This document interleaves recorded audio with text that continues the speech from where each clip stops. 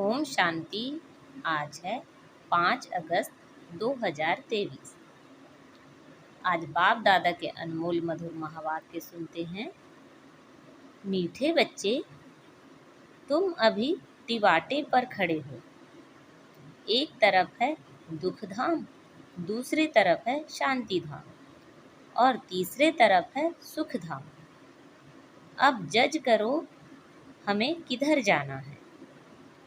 आज की मुरली में प्रश्न है, किस निश्चय के आधार पर तुम बच्चे सदा हर्षित रह सकते हो। उत्तर है, सबसे पहला निश्चय चाहिए कि हम किसके बने हैं। बाप का बनने में कोई वेद शास्त्र आदि पुस्तकें पढ़ने की दरकार नहीं है। दूसरा निश्चय चाहिए कि हमारा कुल सबसे श्रेष्ठ देवता कुल है।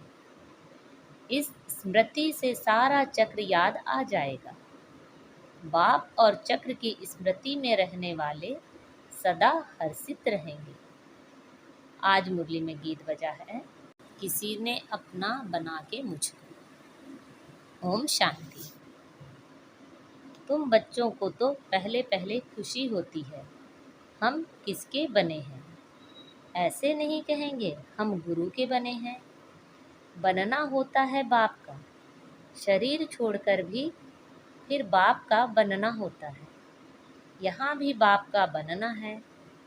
वेद शास्त्र आदि किसी की दरकार नहीं। बच्चा पैदा हुआ तो बाप समझते हैं मेरी मिल्कियत का यह मालिक है। संबंध की बात है।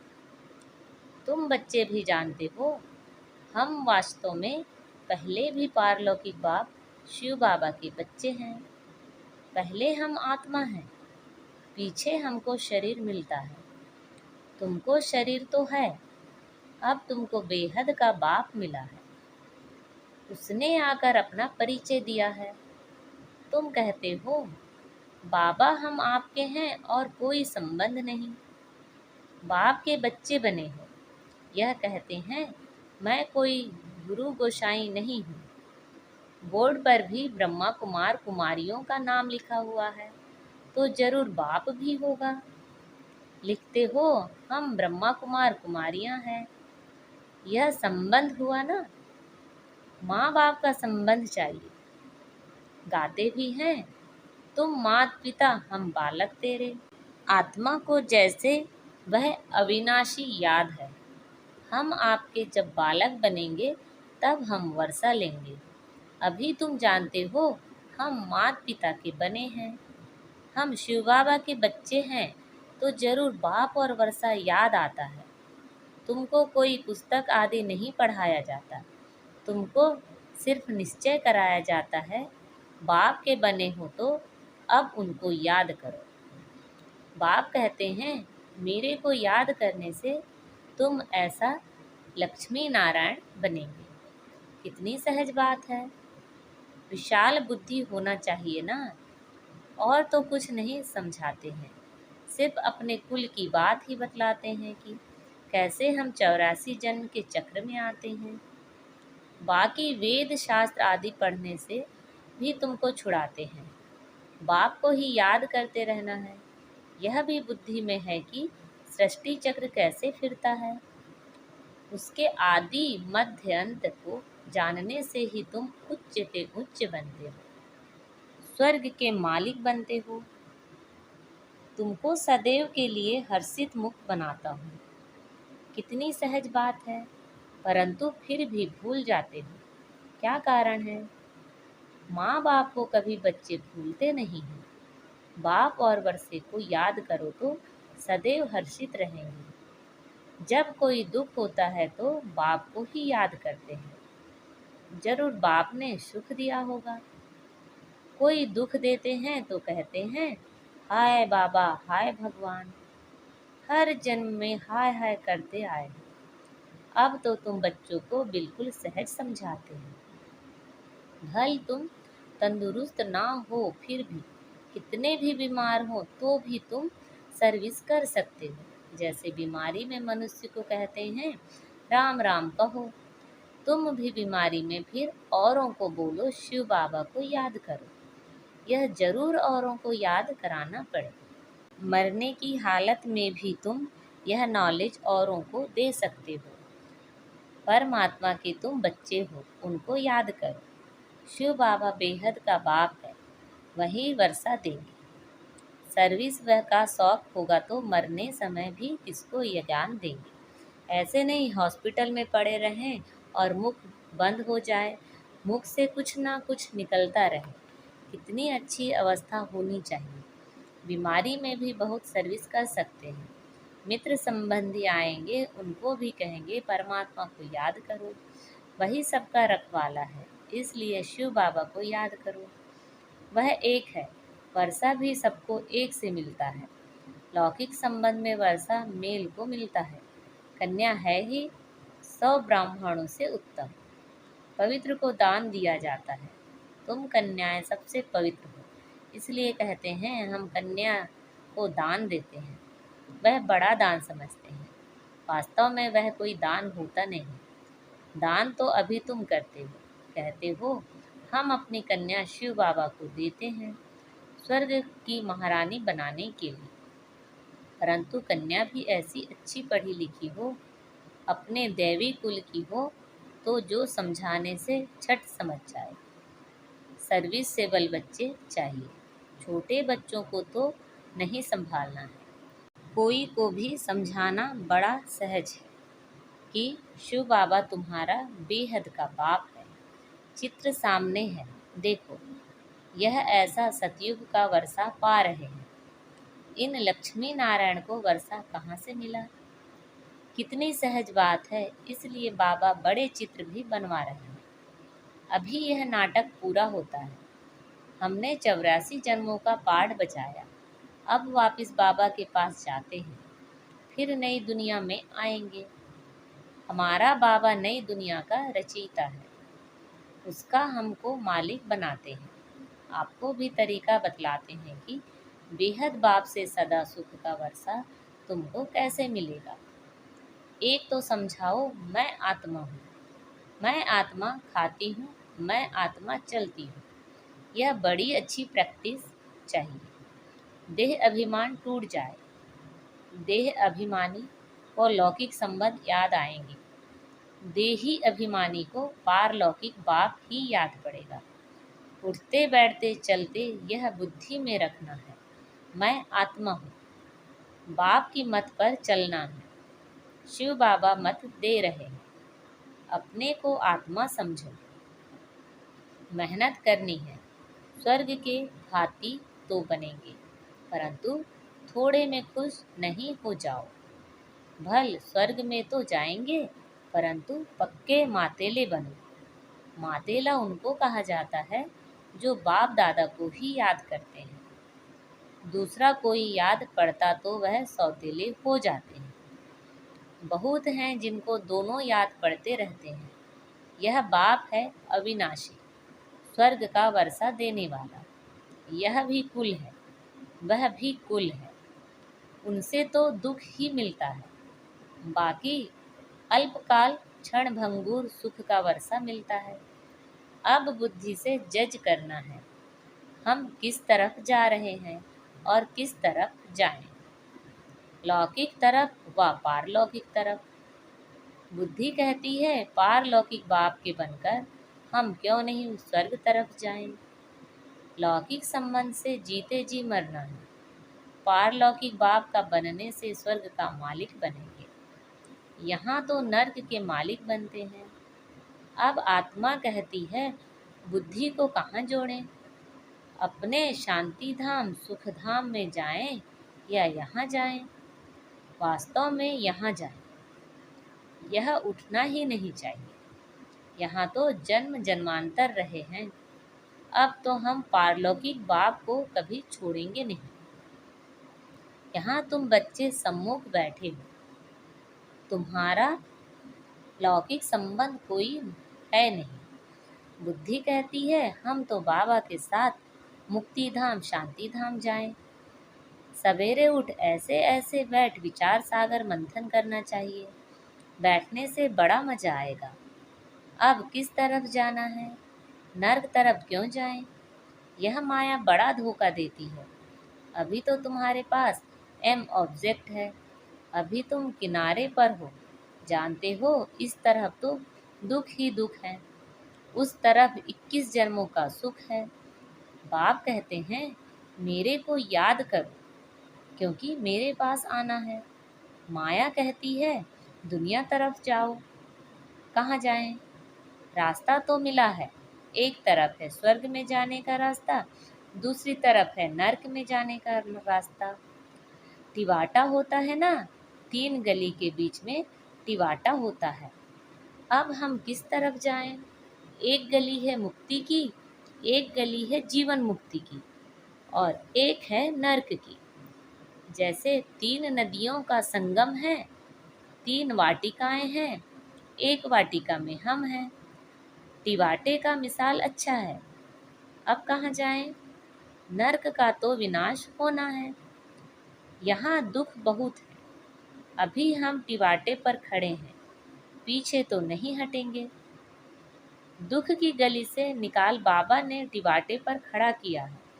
दुख धाम की गली से तुम जन्म जन्मांतर पास कर आए हो। अब बुद्धि कहती है मुक्ति जीवन मुक्ति तरफ जाएं। मुक्ति धाम में तो सदैव के लिए बैठना नहीं है। ऐसे नहीं हम पार्ट से छूट जाएं, आए ही नहीं। पार्ट से छूटना नहीं हो सकता। ड्रामा अनुसार आएंगे जरूर, तो फिर मच्छरों सदृश से मरेंगे। इतना दुख देखा है तो फिर इतना सुख भी देखना चाहिए। ड्रामा में बाबा ने वजन ठीक रखा है। जिनका पार्ट ही थोड़ा है, आए 1-2 जन्म के लिए, यह गए। अभी तुम टिवाटे पर खड़े हो, वह शांति धाम, वह सुख धाम। अगर शांति धाम जाना है तो शांति धाम को याद करते रहो। मुक्ति को तो याद करना पड़े ना। पिछाड़ी वालों को मुक्ति धाम में जास्ती रहने कारण मुक्ति धाम ही जास्ती याद पड़ेगा। तुमको जीवन मुक्ति धाम याद पड़ता है। स्वर्ग में हम जल्दी जाएं। वह चाहते हैं हम मुक्ति में रहें। अच्छा, बाप को याद करते रहो, इसमें भी कल्याण है। निर्वाण धाम में रहना चाहते, सुख धाम नहीं आना चाहते तो इससे समझ जाएंगे इनका पाठ नहीं दिखता है। तुम तो सुखधाम जाने वाले तिवाटे पर खड़े हो, पुरुषार्थ करते हो। मनुष्यों को तुम्हारा सच्चा योग पसंद आएगा। अच्छा, बाप को याद करते रहो। चक्र को भी याद करने की दरकार नहीं। यह ज्ञान सब धर्म वालों के लिए है। समझते हैं ड्रामा अनुसार जिन्होंने जितना लिया वही आकर अपना पद ले लेंगे। मुक्ति धाम जाना चाहते हैं तो बाप को याद करो।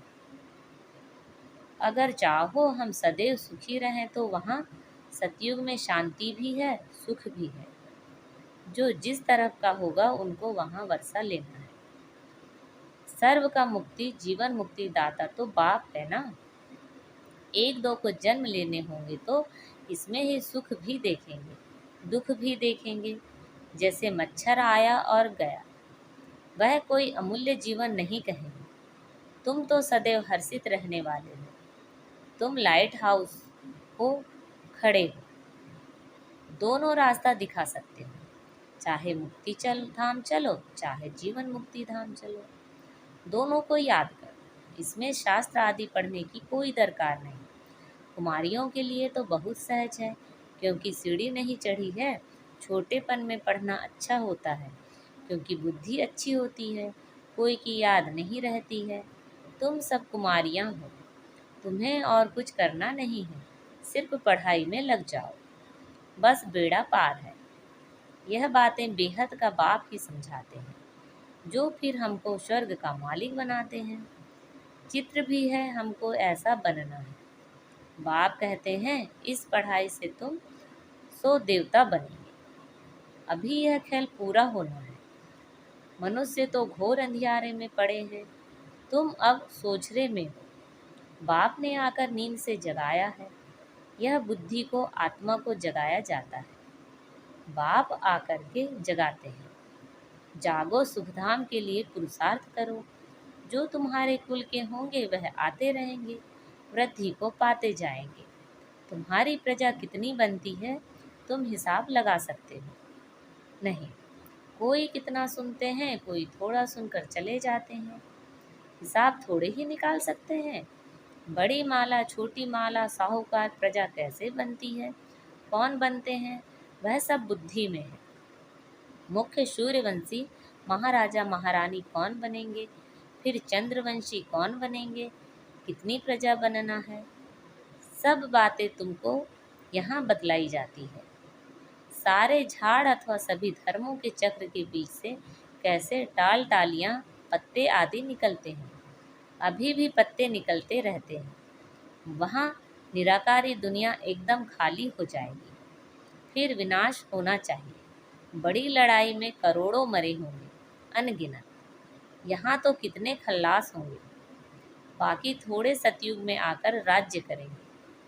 अभी तो कितने मनुष्य हैं, अन्न ही इतना नहीं। तुम बच्चे जानते हो, बाबा आते ही हैं संगम पर। बाप समझाते हैं, बच्चे शरीर निर्वाह अर्थ कर्म तो करना ही है।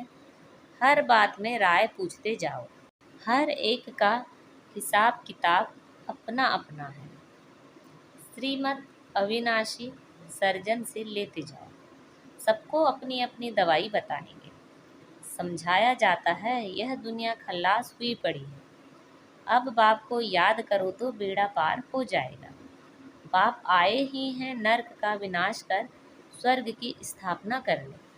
हम आपको भी राय देते हैं, श्री श्री से मिली हुई श्रीमत हम आपको भी देते हैं। बाप कहते हैं, मुझे याद करो तो तुम स्वर्ग के मालिक बनेंगे। अच्छा, मीठे मीठे शिखिलदे बच्चों प्रति माता पिता बाप दादा का याद प्यार, गुड मॉर्निंग और नमस्ते। रूहानी बाप की रूहानी बच्चों को नमस्ते। हम सब रूहानी बच्चों की रूहानी माता पिता बाप दादा को याद प्यार, गुड मॉर्निंग और नमस्ते। आज की मुरली से धारणा के लिए मुख्य सार है, सर्विस का शौक रखना है, बीमारी में भी बाप की याद में रहना है और दूसरों को भी याद दिलाना है। मुख से ज्ञान दान करते रहना है।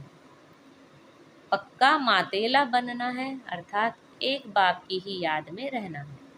सवेरे सवेरे उठ विचार सागर मंथन करना है, दूसरा कोई भी याद ना आए।